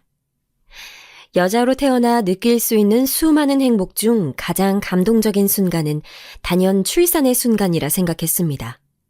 사랑하는 사람과 저의 모습을 반반씩 닮아 신기하기만 한 작은 생명체가 꼬물거리는 모습만 봐도 눈물이 날 정도로 행복할 것 같았지요. 그런데 현실은 제가 기대한 것과는 전혀 달랐습니다. 살다 보니 이 세상엔 상식이라는 것이 전혀 통하지 않는 분들도 있더군요. 그리고 결혼 전에는 오로지 제 말만 듣던 유별난 사랑꾼 남친도 결혼을 하고 나니 별 수 없더라고요. 저도 처음엔 제가 제 발등을 찍은 것이니 할 수 없다. 매일 밤마다 도저히 억울해서 잠에 들 수가 없었습니다. 지금 이 순간에도 제 곁에서 꼬물거리고 있는 딸아이를 생각해서라도 어떻게든 참고 살고 싶지만 도저히 이 집에서는 하루도 견딜 수가 없으니 어떻게 해야 좋을지 모르겠습니다. 저는 위로 오빠만 둘인 집의 막내딸로 태어났습니다. 안 그래도 여자아이가 귀한 집안에 막내로 태어났으니 어릴 때부터 터울이 좀 있었던 오빠들과는 달리 할머니, 할아버지의 사랑까지 독차지하며 아주 귀하게 자랐습니다. 주변 친구들도 모두 다 저를 부러워했어요. 인자한 성품에 경제력까지 가지신 부모님과 제 말이라면 하늘에서 별도 따다줄 것처럼 구는 오빠들까지 저는 행복했습니다. 하지만 때론 한 번씩 그런 저를 시기하여 대놓고 괴롭히려고 하는 애들도 있었어요. 중학교 때는 자꾸만 일진 아이들의 표적이 되곤 했었는데 처음엔 준비물을 멋대로 빌려가서 돌려주지 않거나 화장실 앞에 줄을 서 있으면 일부러 제 앞으로 와서 새치기 하는 정도였습니다. 선생님에게 이르기에는 별거 아닌 것처럼 아주 교묘하게요. 그런데 3학년에 올라갔을 때쯤에 일이 터졌습니다. 아버지께서 유럽으로 출장을 가셨다가 오시며 사다 주신 가방을 메고 다녔었는데 수업이 끝나고 하교를 하던 저를 일진 애들이 데리고 으슥한 골목으로 끌고 가 다짜고짜 가방을 빼앗아 뒤집어 안에 물건들을 바닥에 던져 놓았습니다. 뭐야? 생각보다 돈도 없네? 비싼 가방을 들고 다니길래 당연히 돈도 많겠지 싶어 뒤졌는데 별거 없다며 이 가방 짜가 아니냐면서 저들끼리 낄낄거리며 욕도 하더니 손을 들어 보이며 손찌검을 할 것처럼 하더군요. 저는 처음으로 제 주변을 둘러싸고 있는 아이들이 무서웠습니다. 학교 안도 아니었고 지나가는 사람도 없는 한적한 곳이었으니 어딘가로 도움을 청할 수도 없었죠. 그래도 이대로 당하고 있을 수만은 없었습니다. 한번 당해주고 넘어가면 앞으로도 계속 만만하게 생각할 게 뻔했으니까요. 저는 가방을 돌려달라고 소리를 질러보려 했지만 저도 모르게 목이 메며 울먹이게 되더군요. 일진 아이들이 제 목소리를 가지고 또 시시덕거리며 놀려댔어요. 그 순간 제 교복 치마 안에 있던 휴대폰이 떠올랐어요. 학교에서는 휴대폰 사용이 금지였지만 저희 부모님께서는 그래도 가지고 다녀야 한다며 몰래 교복 치마 안에 넣어 다니게 하셨죠. 저는 곧바로 휴대폰을 꺼내 그 자리에서 경찰에 신고를 냈고 잠시 뒤 출동한 경찰들에 의해 다 함께 근처 파출소로 가게 됐습니다. 피해자 1명에 가해자가 5명이나 되는 사건이다 보니 일은 삽시간에 커졌고 학교 담임 선생님, 학생부장 선생님, 그리고 아이들의 부모님들까지 모두 다 파출소로 오게 됐어요. 저는 그날 언제나 인자하고 차분하기만 하셨던 저희 부모님의 새로운 모습을 보고 말았습니다. 우리 딸, 무슨 일이야? 어떤 놈들이 우리 딸 괴롭혔어? 너야? 너야? 아버님, 좀 진정하시고 저희 얘기 좀... 진정? 지금 진정하게 생겼습니까? 김 변호사, 지금 당장 우리 딸 건드린 이 녀석들 다 고소해. 절대 봐주지 마. 아버지의 말에 선생님들과 경찰관들까지 모두 적잖이 당황한 듯 보였지만 저희 아버지와 어머님은 두 분 다 그냥 넘어가지 않겠다. 이대로 미비한 처벌로 대충 넘어가려고 했다가는 언론에까지 보도하겠다며 학생부장 선생님께 내일 당장 교장 선생님을 만나 뵈러 학교에까지 찾아가겠다 하셨죠. 바로 몇 시간까지 제 가방이 짜가 아니냐며 시시덕거리며 비웃었던 아이들은 하나둘 어깨를 웅크리며 울먹이고 있었고 몇몇은 제 부모들에게 붙들려 갖은 험한 소리를 듣고 있었습니다. 그날 이후 학교에서는 제가 무슨 재벌가의 막내딸인 것처럼 소문이 났고 일진이든 동네 날라리든 아무도 저를 건드리지 않았습니다. 오히려 고등학교에까지 소문이 나서 졸업할 때까지도 편하게 생활할 수 있었습니다. 그렇게 저는 다른 것에는 신경 쓸 것 없이 공부에만 열중할 수 있었어요. 저는 적당히 제가 원하던 대학에 붙었고 역시나 그렇게 제 인생은 순탄하게 흐르는 잔잔한 바다처럼 탄탄대로로 흘러가는 듯 보였습니다. 그런데 부모님의 울타리를 벗어나 대학에 딱 들어오니 지금까지의 학창시절과는 또 다르더군요. 저는 태어나 남녀 차별이라는 것을 처음 경험해 보았습니다. 분명 똑같이 공부를 하고 성적도 다 비슷하게 들어온 것인데도 1학년 때는 무슨 미인대회에 제가 출전을 하기라도 한 것처럼 남자 선배들의 외모 지적이나 다른 친구들과의 외모 평가를 매일같이 들어야 했습니다. 제 의사와는 전혀 상관없이 키가 5cm만 더 커도 좋았겠다거나 볼 때마다 살이 쪘네 빠졌네 별의별 간섭을 다 했습니다. 그러다 한 번은 시험 기간이라 새벽까지 공부를 하다 잠도 거의 자지 못하고 등교를 했는데 한 남자 선배가 이젠 아예 쌩얼이냐며 민망하게 하더라고요. 자리에 있던 남자 선배들이 아무리 시험 기간이라도 우리 생각도 좀 해줘야 하는 거 아니냐며 다들 한마디씩 하기 시작했습니다. 선배들은 뭐가 그렇게 재미있는지 신이 난 얼굴로 낄낄거렸습니다. 저는 순간 얼굴이 빨갛게 달아올라 버렸죠. 도대체 제가 화장 한 번 하지 않은 걸 가지고 왜 웃음거리가 되어야 하는지 납득이 되질 않았습니다. 선배, 제가 화장을 안 한 게 그렇게 재밌으세요? 재밌다기보다는 여자들은 좋잖아. 아무리 못생겨도 화장만 하면 그래도 훨씬 나은데 그것도 귀찮다고 안 한다는 건 좀 게으른 거지. 못생겼다고요? 선배는 무슨 자신감으로 그런 말을 함부로 해요? 뭐? 내가 뭘 함부로 했다고 그래? 선배야말로 오늘 아침에 거울은 봤어요? 여기 왼쪽에 눈곱 꼈는데요? 그냥 넘어갈 수도 있는 말에 뭘 그렇게까지 하느냐고 생각하실 수도 있겠지만 어릴 때부터 예쁘다, 귀엽다, 사랑스럽다 등등 그런 소리만 들으며 커온 저로서는 사실 대학에 와서 만난 남자들의 반응이 제게는 항상 불편하고 공격적으로 느껴졌습니다. 물론 그날 이후 선배들의 반응은 예상한 대로였습니다. 저를 농담도 받아줄 줄 모르는 앞뒤가 깍깍 막힌 개싸가지 1학년으로 만들어버렸으니까요. 앞으로 제 앞에서는 농담 한번 못하겠다면서요. 그렇게 저는 순식간에 남자 선배들 사이에서 개념 없고 드세기로 유명한 후배로 낙인이 찍혔어요. 다들 뒤에선 수군거리면서도 제 앞에서는 다들 말조심하는 척 굴었죠. 기왕 이렇게 되어버린 거 공부에나 열중하자 싶어 자격증도 열심히 따고 인턴십도 할 수 있는 한 열심히 다 참여했습니다. 그렇게 바쁘게 지내다 보니 학년이 올라갈수록 거지 같기만 했던 남자 선배들과의 관계도 어느 정도 익숙해지더군요. 인턴십 정보를 주워 듣거나 스터디라도 하려고 하다 보면 남자 선배들과의 관계를 전혀 무시할 수가 없었습니다. 그렇게 좋게 좋게 넘어가며 지내다 보니 어느새 알아서 제 얼굴이나 몸매를 저 스스로가 비하하고 있었습니다. 또 먹어? 다이어트 한다고 하지 않았어? 선배, 맛있으면 0칼로리. 다이어트는 내일부터. 몰라요? 놀라셨죠? 맞습니다. 마지막 대사가 제 대사 맞아요. 이제는 저런 말을 들어도 예전만큼의 타격이 없었어요. 오히려 웃을 수 있는 여유까지 생겼죠. 다이어트 할 때가 어딨다고. 저는 뒤쪽에서 들려오는 소리에 입에 떡볶이를 잔뜩 물고 손에 튀김까지 든 상태로 돌아섰는데 그곳에는 새로 복학한 남자 선배가 서 있었습니다. 제가 1학년 때 선배는 휴학을 해서 자주 보지 못했었는데 언뜻 보기에도 그때보다 훨씬 더 남자다워진 모습이더군요. 아니, 오히려 이렇게 잘생겼었나 싶었습니다.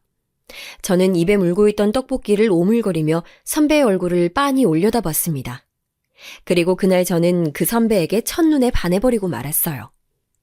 지금까지의 제 대학 생활에 대해 다 알고 계시니 아시겠지만 저는 그 흔한 소개팅 한 번, 미팅 한 번 나가본 적 없는 모태솔로였습니다. 그래서 좋아하는 사람이 생겼대도 어떻게 해야 할지 몰랐죠. 친구들도 답답해할 정도로 그냥 혼자 멀리서 바라보며 흐뭇해하고 좋아할 뿐이었습니다. 그러던 중 제게도 기회가 찾아왔습니다. 선배가 하고 있다던 봉사 모임에 가입하고도 별다른 이벤트가 없어 지켜만 보고 있었는데 이번에야말로 선배와 함께 봉사활동 모임이 잡힌 것이었습니다. 봉사 장소는 버스까지 대절하고 가야 할 만큼 장소가 멀었는데 저는 친구들의 짐까지 모두 다 실어주면서까지 버스 밖에서 기다리고 있다 선배가 인원 체크를 하고 버스에 올라타는 것을 확인하고는 후다닥 빠르게 달려들어 선배의 옆자리를 사수했습니다. 역시나 선배는 제가 생각한 대로 좋은 사람이었습니다. 다른 선배들처럼 시답지 않은 농담 같은 건 절대 하지 않았고 매사에 진중하고 저를 배려했습니다. 바로 이런 게 첫사랑이구나 생각할 만큼 가슴이 뛰었죠.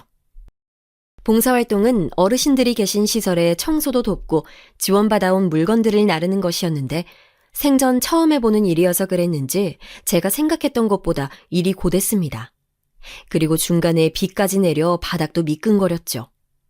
저는 우비를 쓴 채 차로 뛰어가 마지막으로 남은 박스를 들고 나왔는데 사이즈가 큰 우비가 자꾸 흘러내려 앞이 제대로 보이질 않아 병원 바로 입구까지 다 와놓고는 쾅 넘어지고야 말았습니다. 반바지를 입고 있는 상태로 그대로 바닥에 넘어졌으니 무릎이 다 까졌는지 무릎이 욱신거려 일어날 수가 없었죠. 괜찮아? 아, 비는 사랑을 타고 내린다고 했나요? 딱 바로 그 노랫말과 찰떡인 순간이었습니다. 비에 홀딱 젖어 바닥에 넘어졌을 땐 서름이 목 끝까지 차오르더니만 선배의 목소리가 들리자마자 무릎에 느껴지던 통증들이 모두 다 싹 사라지는 것만 같았죠. 저는 괜찮다며 자리에서 일어나려고 했는데 선배가 불쑥 제 앞에 무릎을 굽히고는 앉는 것이었습니다. 엎혀. 어머. 제 머릿속에서는 이미 비가 아닌 폭죽이 연신 터지고 있었습니다. 사실 그대로 일어나 성큼성큼 걸을 수도 있었지만 저는 애써 몸을 베베 꼬며 선배의 넓은 어깨를 잡고 일어나 비에 흠뻑 젖은 등에 엎였습니다.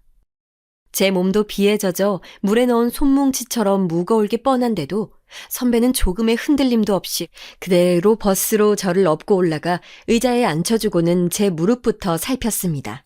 비에 젖어 더 잘생겨 보이는 선배의 얼굴을 정면으로 마주보고 있어서인지 양쪽 무릎에서 피가 흐르고 있는데도 저는 전혀 통증이 느껴지질 않았습니다.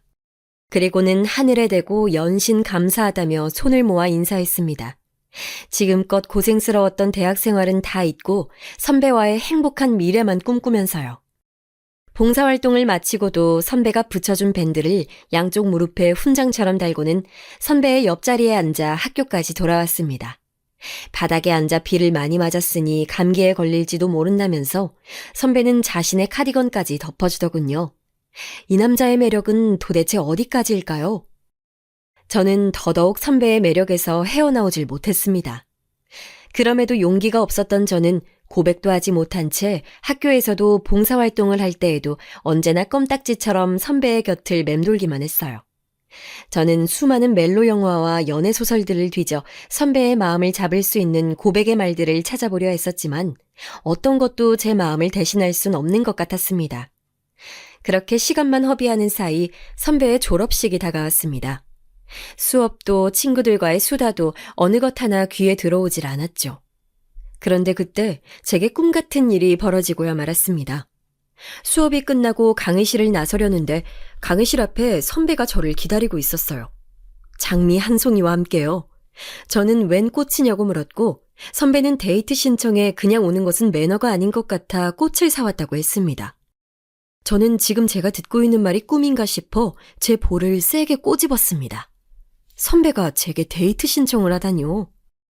그대로 친구들의 환호소리와 다른 남자 선배들의 수군거리는 소리를 들으며 저희는 함께 학교를 빠져나왔습니다.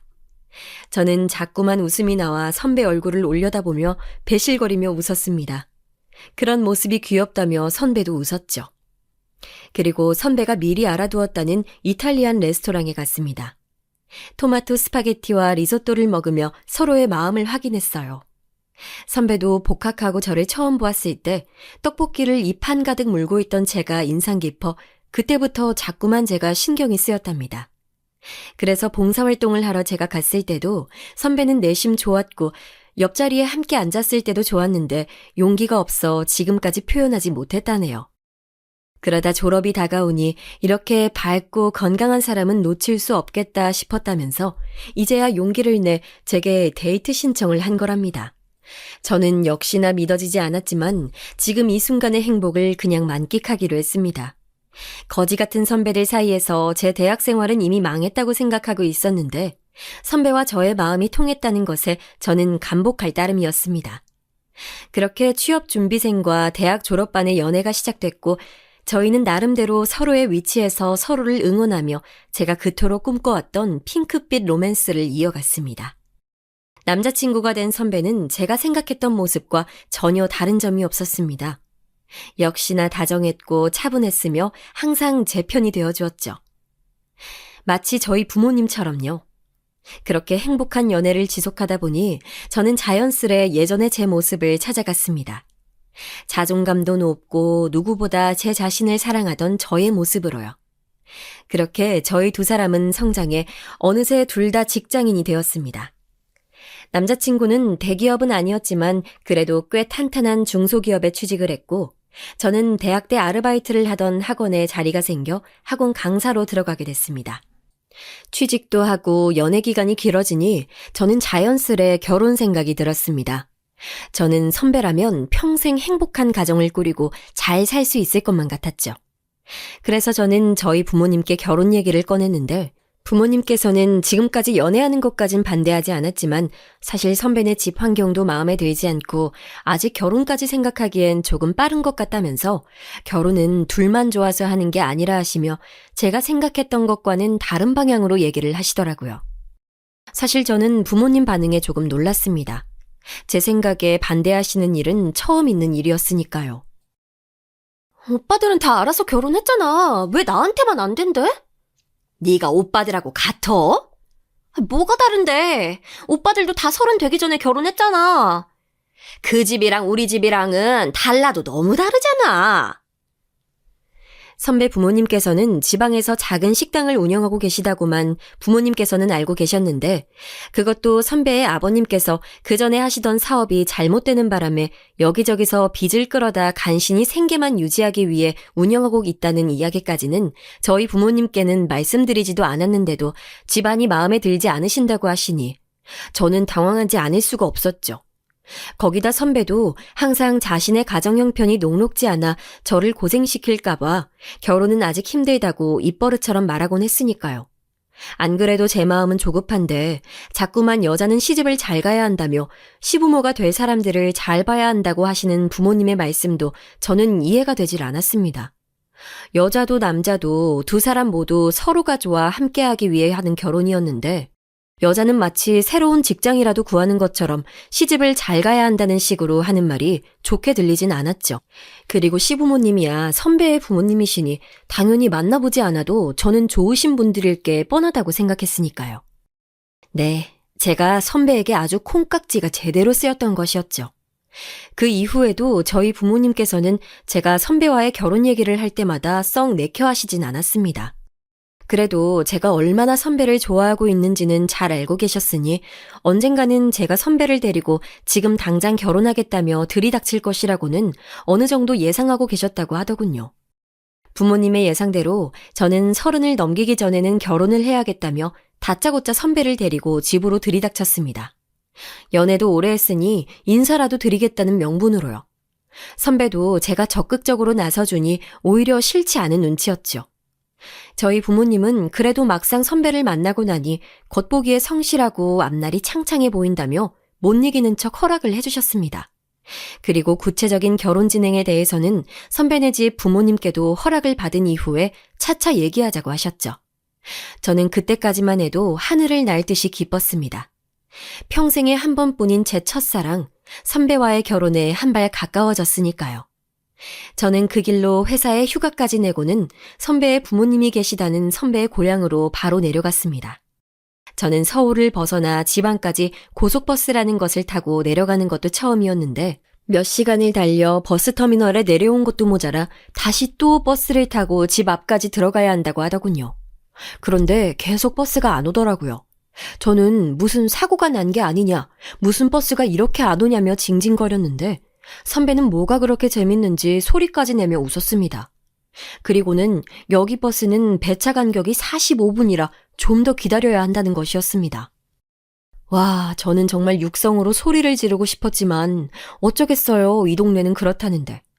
버스에서 내려서도 선배를 따라 차들이 달리는 도로 옆 갓길을 한 줄로 서서 그렇게 한참을 걸려 드디어 선배의 집에 도착했습니다. 그런데 저는 태어나 그런 집은 처음 봤습니다. 차들이 쌩쌩 달리는 도로 바로 옆에 집이 있더군요. 컨테이너? 조립식 주택? 아무튼 공사장 한켠에 일꾼들이 숙소로 쓸 것만 같이 생긴 집이 선배가 대학에 올 때까지 살았다던 부모님의 집이었습니다. 저는 티를 낼 수는 없었지만 서울보다도 훨씬 더 집값이 싼 지방에서 이런 집에 살 정도로 힘들게 살았다면 선배가 지금까지 얼마나 힘들었을지 저는 예상조차도 되지 않았습니다.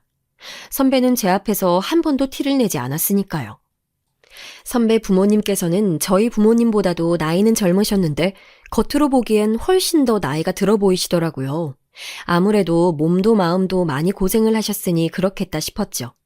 식사를 마치고 서울에서 제가 사간 과일 바구니에서 과일을 꺼내 어머니와 주방에 서서 나란히 씻으며 잠깐 얘기를 나눴는데 어머니께서는 아들에 대한 애정이 남달라 보이셨어요.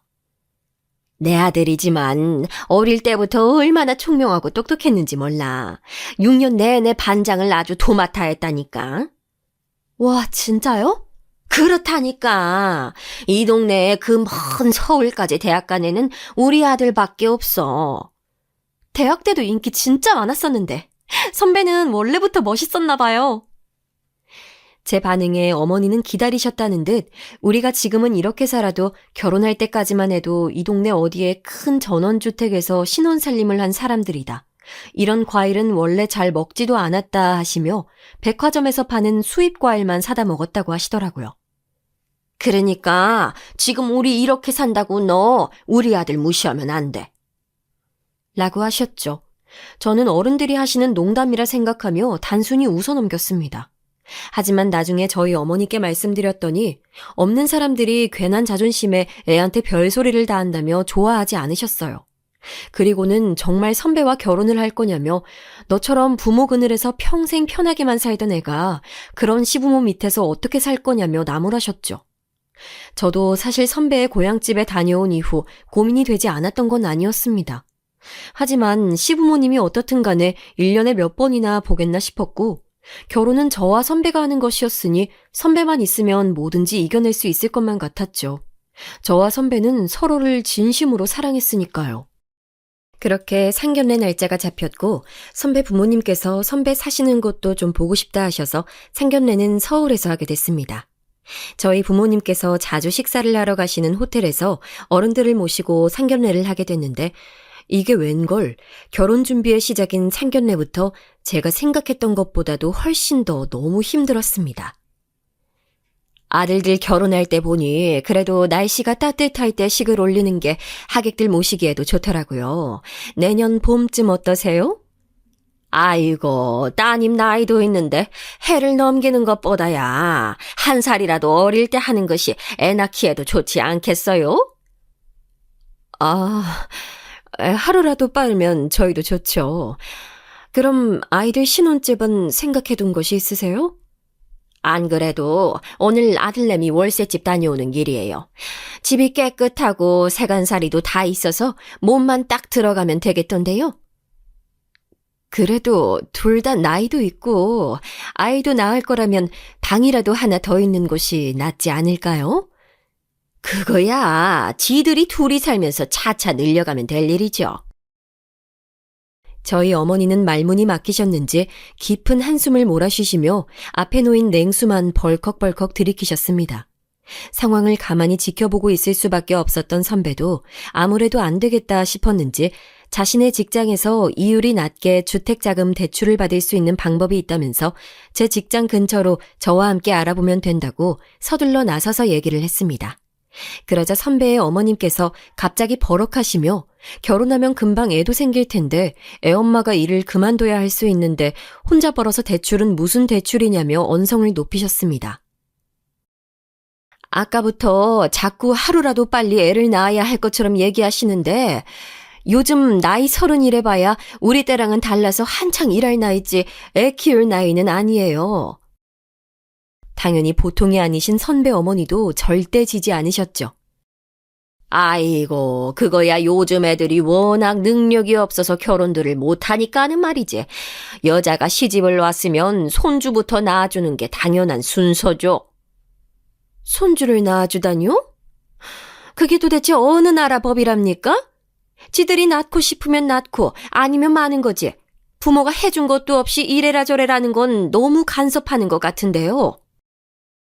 순간 식사 자리는 차갑게 얼어붙었습니다. 마주보고 있던 저와 선배는 아무 말도 하지 못한 채 쩔쩔매고 있었죠. 그때 상황만 조용히 지켜보고 계셨던 저희 아버지께서 말문을 여셨습니다. 이미 두 아들이 장가를 갈 때에도 각각 집을 해줬으니 딸아이에게도 똑같이 해주고 싶다고 하시며 신혼집은 저희 쪽에서 준비를 하겠다고요. 저희 엄마는 머리가 지끈거리시는지 손으로 이마를 짚으셨고 선배 부모님께서는 그렇게 해주시면 아이들이 시작부터 얼마나 안정적으로 지낼 수 있겠냐며 상견례를 시작한 이후 가장 밝은 얼굴로 좋아하셨습니다. 저와 선배 얼굴은 뜨겁게 달아올라 있었고요. 저는 물론 선배와 너무도 결혼을 하고 싶었습니다. 하지만 상견례를 하고 난 이후 왜인지 기분이 좋지 않았습니다. 상견례가 끝나고 저희 어머니는 아버지에게 그런 얘기를 뭐하러 했냐 화를 내셨지만 아버지께서는 둘이 좋아 결혼을 하겠다는데 집이야 누가 됐든 해줄 수 있는 사람이 해주면 되지 않겠냐 하시며 그게 고마운 줄 알면 선배도 제게 더 잘하고 시부모 될 사람들도 제 눈치를 조금이라도 보지 않겠냐 하시더라고요. 저는 그렇게 부모님의 걱정 속에 결혼을 정식으로 허락받게 됐습니다. 물론 상견례는 완벽하다 할 순 없었지만 그래도 결혼 준비를 하는 동안은 선배와 행복한 시간을 보냈어요. 마침 제 직장과 선배의 직장 중간 지점에 적당한 아파트가 있다며 아버지께서 일찌감치 알아봐 주셔서 계약을 했습니다. 평수는 크지 않았지만 그래도 주변에 공원도 있고 학교도 있으니 아이 하나 정도는 낳고 살 수 있을 정도의 집이라 생각했죠. 저를 시집 보내며 저희 부모님은 돈도 돈이었지만 이런저런 사소한 것들까지 신경 쓰시느라 바쁘셨지만 선배의 부모님께서는 마치 남의 일처럼 아무 관심이 없으셨습니다. 저는 딱 한 번 선배에게 부모님께서는 결혼 준비가 궁금하지 않으신 것 같다고 물었었는데 선배는 아무래도 당신들이 해줄 수 있는 게 없다 보니 그런 것 같다면서 오히려 선배는 그런 부모님이 안쓰럽다고 하더라고요. 저는 결혼 준비로 온 신경을 쓰고 계시는 저희 부모님이 더 안쓰럽고 죄송스러웠는데 말이죠. 이런 게 바로 결혼한 언니들이나 친구들이 말하던 동상이몽인가 싶더군요. 그런데 동상이몽이라 느끼게 생각한 사건은 여기서 끝나지 않았습니다. 어쩌면 이제 시작인지도 몰랐죠. 선배와 저의 결혼식이 한 달 정도 남았을 때였나요? 주말에 서울에 다른 친척분의 결혼식이 있으시다며 예비 시부모님께서 서울에 올라오셨습니다. 결혼식은 토요일 낮이었는데 부모님은 가게 문까지 닫으시며 금요일 오전에 일찍 올라오신다는 것이었습니다. 저는 오랜만에 아들도 보고 서울 구경도 하실 겸 일찍 올라오신 것 같아 마음이 쓰여 서울 중심가에 호텔이라도 예약을 해드려야 되겠다 싶었죠. 그런데 돌아온 선배의 말은 저를 경악하게 했습니다. 나도 그러려고 했는데 어머니께서 우리 집이 있는데 뭐하러 돈을 쓰냐고 하시네? 우리 집? 우리 신혼집. 거기 아직 비어있으니까 하루만 주무시고 가시면 된다고. 신혼집이 좀 오래된 아파트였고 진작 비어있던 집이라 저희 부모님께서 인테리어까지 새로 해주시겠다며 일찌감치 계약을 해주신 것이었는데 바로 얼마 전에 도배를 마치고 가구들까지 들여놓은 신혼집에 저희가 살기도 전에 그 집에서 주무시겠다는 말이었습니다. 그게 말이 돼? 내가 지금 당장 호텔 예약할 테니까 거긴 절대 안 돼. 왜 그렇게 예민하게 굴어? 우리 부모님이 거기서 자면 그 집이 닳기라도 해? 그런 얘기가 아니잖아. 앞으로 아들 살 집이 궁금해서 그러시는 건데 좀 이해해 줄 순 없어? 당신들이 해준 게 없어 대놓고 보고 싶다 말도 못 하시는 건데 제가 먼저 얘기해 줄 순 없었냐고까지 하더라고요. 저는 제게 이렇게까지 말하는 선배의 모습도 너무 낯설었고 자꾸만 자신의 부모의 입장에서만 얘기하는 것도 받아들이기 힘들었습니다. 혼란스러움에 아무 말도 하지 못하고 있는 제게 선배는 그럼 알았다며 그냥 본인의 자취방에서 부모님을 재우겠다고 하더라고요. 저는 졸지에 시부모님을 무시하고 문전박대한 못된 며느리가 된 것만 같았습니다. 살면서 이런 기분은 처음이었죠. 저는 할 수 없이 집에 가구만 있지 아직 가전제품도 없어서 지내시기 불편하실 거라는 생각에 그런 것이라고 말을 돌렸습니다. 그랬더니 선배는 기다렸다는 듯 걱정하지 말아라. 부모님이 지내시는 동안 필요한 것들은 자신이 다 알아서 하겠다고 하더라고요. 그래도 금세 기분이 풀려 좋아하는 선배의 모습을 보니 어쩌면 제가 언제나 부모님에게 응성만 부리며 자라 선배의 마음을 이해하지 못했나 하는 생각도 들더군요. 그래봐야 하룻밤인데 제가 너무 인색했다 싶었죠. 그런데 신혼집 사건은 여기서 끝나지 않았습니다. 그 주 일요일에 냉장고와 몇 가지 가전제품이 들어오기로 되어 있어 제가 일요일 오후에 신혼집에 들리려고 했는데 선배는 굳이 본인이 가겠다고 하더라고요. 저는 좀 이상하다 싶었습니다. 그래서 상품을 제가 골랐으니 디자인이나 위치 이것저것 확인할 게 있어 제가 가야 한다고 했더니 그제서야 말을 하는데 그 전날 결혼식이 끝나고 예비 시부모님들께서 친척들에게 저희 신혼집을 자랑하시고 싶어 몇 분을 모시고 와 술판을 벌였다는 것이었습니다. 그래서 일요일 오전인 지금까지도 아직 친척분들이 신혼집에 계시다고요. 저는 목구멍까지 올라오는 말들이 많았지만 꾹 삼켰습니다. 어쩌겠습니까? 선배의 잘못도 아니었고 제 시부모님 되실 분들이 일반적이지 않다는 것은 저도 이미 알고 있었으니 말입니다. 저는 알겠다고 그럼 선배가 신혼집에 가 있으라고 했습니다. 저는 부모님이 내려가시고 가보겠다고 했어요. 제가 신혼집에 가지 못할 이유는 없었지만 지금 이런 기분을 하고 예비 시부모님까지도 모자라 난생 처음 보는 친척분들 앞에서까지 아무렇지 않은 척 웃을 수는 없을 것 같았거든요. 저는 제가 아무리 이해할 수 없는 분들이라도 지방에서 장사를 하시는 시부모님이 서울에 올라오셔봐야 몇 번이나 올라오실까, 그리고 제가 그 집에 가봐야 몇 번이나 갈까 하는 마음과 무엇보다 제 남편, 제 첫사랑 선배가 제 곁에서 지금처럼만 있어준다면 남들이 다 힘들다고 하는 결혼 생활도 잘 견디고 살아갈 수 있을 거라 생각했습니다. 그래서 결혼식 날 저는 누구보다도 행복한 신부였죠. 부모님을 보며 우는 신부들을 많이 봐왔지만 제 얼굴에는 결혼식이 끝날 때까지 웃음이 끊이질 않았어요. 어머니와 아버지가 서운하다 하실 정도로요. 그렇게 제가 꿈꿔왔던 신혼생활이 시작됐습니다. 친구들도 모두 다 저를 부러워했어요. 자상하고 잘생긴 첫사랑과 결혼에 성공한 것도 모자라 결혼과 동시에 집까지 장만하고 시댁은 멀리 떨어져 있으니 아둥바둥할 것 없이 둘만 행복하게 살면 그만이라면서요. 저는 둘 사이에 예쁜 아이만 하나 생기면 더할 것 없을 것이라 생각했습니다. 아주 오래전부터 꿈꿨던 일이니까요. 사랑하는 사람과 제 모습을 절반씩 닮아 사랑스런 그 아이를 위해 저희 부모님이 그러하셨던 것처럼 부족한 것 없이 최선을 다할 준비가 되어 있었습니다. 그런데 예상치 못한 사건이 또 기다리고 있었어요. 주말을 앞두고 남편과 와인 한잔하며 느긋한 시간을 보내고 있었는데 전화벨이 울렸습니다. 전화를 받은 남편의 얼굴이 하얗게 창백해지는 모습에 저도 놀라 무슨 일이냐 물었죠. 부모님께서 지금 서울이시래.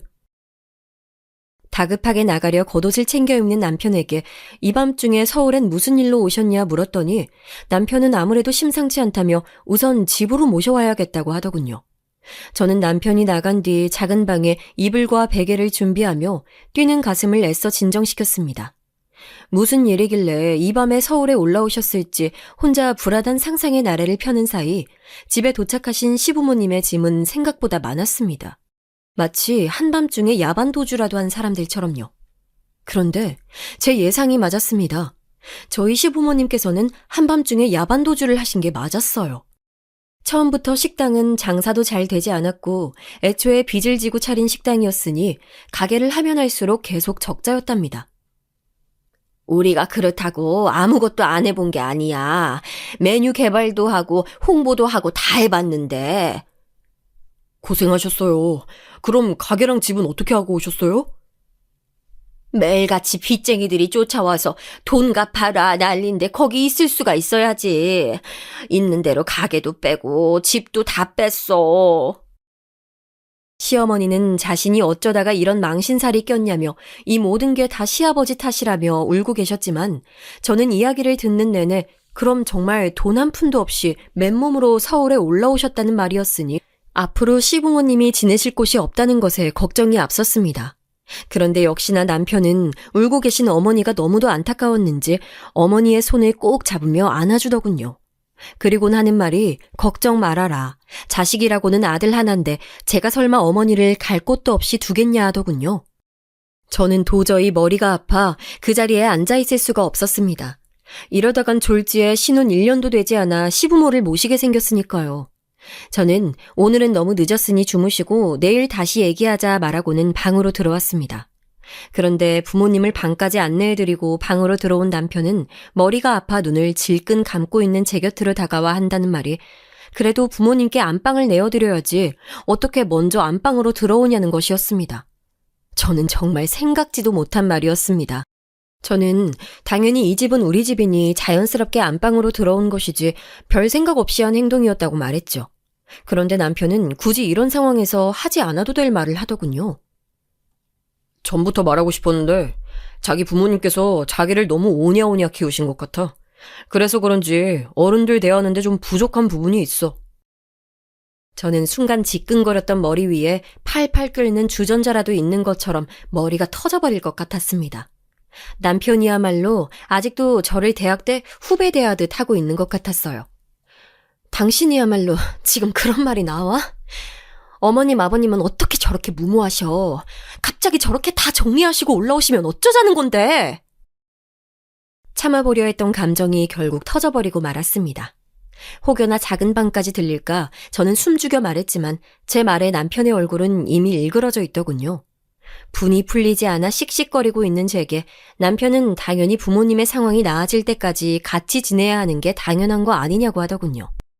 저는 그게 어떻게 당연하냐 따져 물었지만 저희 부모님에게 같은 일이 일어나도 자기는 똑같이 할 거라고 하더군요. 저는 기가 찼습니다. 저희 부모님께는 그런 일이 일어나지도 않을 뿐더러 엄연히 이 집은 저희 부모님이 사주신 집이었으니까요. 저는 말이 통하지 않는다고 소리를 냅다 질러버리고 돌아누웠습니다. 그리고 출근을 하는 대로 대출을 알아보든 어디서 돈을 빌려오든 해서 알아서 시부모님이 지내실 만한 곳을 알아보라고 했죠. 남편은 대답도 하지 않은 채 돌아눕더군요. 뒤돌아 놓은 남편의 뒤통수를 바라보자 저는 눈물이 왈칵 차올랐습니다. 제가 바란 결혼 생활은 이런 게 아니었으니까요. 그렇게 다음날 아침부터 본격적인 시부모님과의 합가 생활이 시작됐습니다. 정말 그 방법밖에 없었냐고요? 저도 정말이지 이 말도 안 되는 상황에 미쳐버릴 노릇이었습니다.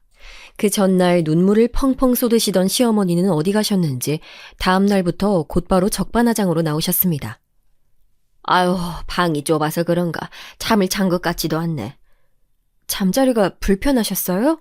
잠자리만 불편했겠니? 네가 우리 아들 쥐잡는 소리에 내가 서러워서 한숨도 못 잤지. 아, 그게... 아무리 그래도 너도 잘난 내 아들 덕분에 먹고 살면서 시부모가 좀 왔다고 그렇게 남편을 잡니? 어머니, 저도 제 일이 있어요. 둘이 같이 꾸려나가는 거지.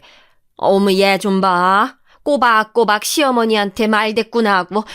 됐고, 빨리 아침이나 차려. 배고파 죽겠다. 저도 출근이 늦어서 지금은 나가봐야 해요. 너 지금 돈 번다고 유세떠니? 우리가 아무리 가진 게 없어도 그렇지 어떻게 그렇게 대놓고 시부모를 무시하니? 어머니, 그런 게 아니에요. 제가 정말 늦어서. 됐다. 돈 좀 있다고 부모가 얼마나 없는 사람들 멸시하는 걸 보면서 컸으면 이래서 가정교육이 중요하다니까. 어머니의 말에는 제가 끼어들 틈이 없었습니다. 그러고는 자신들도 서울에서 먹고 살 방법을 찾을 때까지만 이 집에서 신세를 지는 것이고 생활비도 꼬박꼬박 줄 테니 걱정하지 말라면서요. 저는 도저히 할 말이 없어 어머님 편하신 대로 하시라고 얘기하고는 집을 나왔습니다. 저를 따라 나오는 남편의 얼굴을 보고 싶지 않아 그대로 택시를 타고 곧바로 친정으로 가버렸습니다. 부모님께 어젯밤에 있었던 일부터 결혼 전 친척들까지 끌고 와 저희도 없는 신혼집에서 술판을 벌인 일까지 몽땅 다 얘기를 해버렸죠. 저희 부모님은 애초에 상식이 없는 사람들인 건 알고 있었지만 무슨 그런 사람들이 있냐며 화를 내셨습니다. 그 와중에도 저는 제 남편까지 부모님에게 미움받는 것은 원치 않아 남편에 대해서는 쏙 빼고 얘기를 했죠.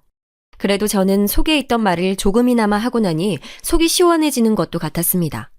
그런데 그때 오랜만에 먹은 집밥이 뭐가 이상했는지 속이 좋지 않더군요. 저는 그대로 화장실로 직행했고 먹은 것을 모두 다 토해냈습니다. 지금껏 체해본 적 없는 제가 이런 모습을 보이니 어머니도 심상치 않음을 느끼셨죠. 너 설마... 저는 그대로 어머니의 손에 이끌려 산부인과에 갔습니다. 그리고 타이밍도 우습게 하필 이럴 때 임신 사실을 알아버리고 말았죠. 어머니는 이 일을 어떡하냐며 안타까워하셨지만 저는 어쩌면 운명일지도 모르겠다고 생각했어요. 제가 그토록 사랑했던 남편을 미워하게 될까봐 하늘에서 제가 그토록 원했던 아이를 주신 거라고요. 어머니는 제 말에 답답해 하셨지만 저는 그렇게 이제 막 사주가 된 뱃속의 아이의 초음파 사진을 들고 다시 집으로 향했습니다. 그리고 제 아이와 남편, 세 사람의 행복을 위해 전보다 더 열심히 살았죠. 임신한 몸을 하고 새벽에 일어나 시부모님 식사를 차려드리고 출근을 했고 회사 일에도 충실했습니다. 그리고 최대한 시부모님의 신경을 건드리지 않기 위해 노력했습니다. 괜한 문제가 생겨서 시부모님과 사이가 틀어지면 그게 다 제 스트레스로 아이에게 좋지 않은 영향을 미칠 게 뻔하니까요. 제가 잘하면 잘할수록 시어머니의 만행은 날로 심해지는 것 같았지만 버텨야 했습니다. 그리고 혹시나 친정에 얘기하면 이혼 얘기를 하실까봐 일체 말하지 않았습니다. 제 뱃속엔 가장 소중한 아이가 있었으니까요. 그렇게 10개월을 버텼고 저는 새벽에 진통을 느끼고 병원에 갔습니다. 행복이라 생각했던 출산은 생각보다 버거웠습니다. 10시간을 넘게 진통했지만 도무지 아이가 내려오지 않아 결국 수술을 하게 됐죠. 수술을 결정하고도 저는 성치 않은 몸으로 시어머니의 잔소리를 걱정하고 있었습니다. 임신한 내내 아이는 무조건 자연분만을 해야 한다고 얘기하셨으니 제가 수술을 한 사실을 알면 분명 몸이 약한 애 모내 하실 게 뻔했으니까요. 저는 딸을 무사히 낳았고 일주일간 병원에 입원해 있다 퇴원했습니다. 집에 돌아온 다음 날 저는 새벽 내내 아이를 돌보느라 잠을 자지 못해 오전에도 아이와 잠이 들어 있었는데 갑자기 문을 벌컥 열고 시어머니가 들어오시는 것이었습니다. 아들도 아니고 딸이나 낳은 주제에 몇 시까지 잠을 퍼질러 자는 거야? 라는 말로도 모자라 지금 당장 아침밥을 차리라며 자는 아이를 보고도 고래고래 소리를 질러 대셨습니다. 남편이 없을 때는 더 심하게 구셨던 거야 진작에 알고 있었지만 아이 앞에서까지 저렇게 구시는 걸 보니 도저히 답이 없다 싶었죠. 저는 떠지지도 않는 눈을 비비며 주방으로 걸어 나왔습니다. 어머니, 제가 오늘은 몸이 너무 안 좋아서요. 빵 사다 놓은 게 있으니 그거 드릴게요. 남들 다 아는 자연분만도 못하고 아들도 못 낳은 주제에 이제는 시부모한테 빵을 먹으라고? 아침만요. 점심은 제대로 차려드릴게요. 넌 도대체 할 줄 아는 게 뭐니? 됐고 지금 당장 반찬에서 빨리 상 차려. 그만 좀 하세요. 어머어머머, 얘 소리 지르는 거 봐. 옛날 같으면 아들 못 낳으면 소박도 당했어.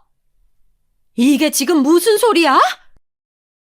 그때 마침 저희 친정 부모님께서 제가 먹을 미역국과 반찬들을 가지고 오셨다가 제가 시어머니에게 일방적으로 당하고 있는 모습을 보시고야 말았습니다. 지난 10개월 동안 제가 별말 없길래 잘 지내고 있는 줄 알고 있었는데 이런 모습은 상상조차 못하신 거였죠. 그 자리에서 이성을 잃으신 저희 어머니는 그대로 작은 방으로 들어가 시부모님의 짐을 싸기 시작하셨습니다. 시어머니께서 이게 무슨 짓이냐 소리를 지르니 저희 어머니께서는 지금 당장 딸과 손녀를 데리고 집으로 돌아갈 거고 나가는 길에 이 집을 내놓을 것이니 지금 당장 나가라고 소리를 지르셨죠. 그러자 시어머니는 이 집을 왜 마음대로 내놓느냐, 이 집은 우리 아들 집이기도 하다라며 역시나 뻔뻔하게 나오셨죠. 그러시면서 하는 말이 헤어지면 집도 다 반반이라는 말도 안 되는 소리까지 하셨어요. 저도 조용히 나가고 싶었습니다. 하지만 지난 시간들을 돌이켜보니 제가 지금까지 가정을 지키기 위해 시어머니의 모진 말과 시집살이를 참아왔던 제 인생이 다 서럽더라고요. 이거 받으세요. 이게 뭐야? 어머님이 이 집에 계시면서 먹고 쓰고 사다 나르신 생활비요. 뭐? 너 지금 이걸 다 적어놨다는 거야? 제가 아니고요. 어머님 아드님이 생활비 때문에 대출 받는다길래 저희 아버지께서 돈을 빌려주셨어요. 여기 공증까지 받은 계약서예요. 가족끼리 그런 게 어딨어? 좀 나눠 쓸 수도 있는 거지? 네, 그랬습니다. 시부모님이 집에 들어오신 이후에 하루가 멀다 하고 저희 부부는 싸웠어요. 시집살이야 제가 참으면 그만이었지만 매일같이 아들 카드를 긁어대시는 시어머니 때문에도 많이 다퉜죠.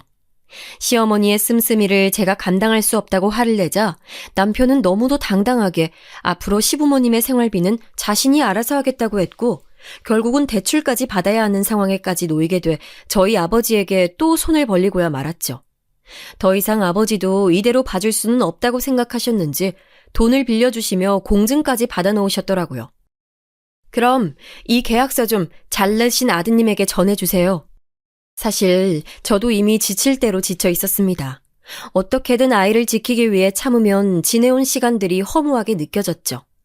저는 그 길로 부모님 댁으로 들어갔고 신혼집은 내놓아 버렸습니다. 남편은 매일같이 친정집으로 찾아와 만나달라 애원했지만 부모님 댁에서 원래 예전의 제 모습으로 편하게 생활하며 아이를 봐주시는 부모님까지 계시니 저도 더 이상 힘들게 살고 싶지 않았어요.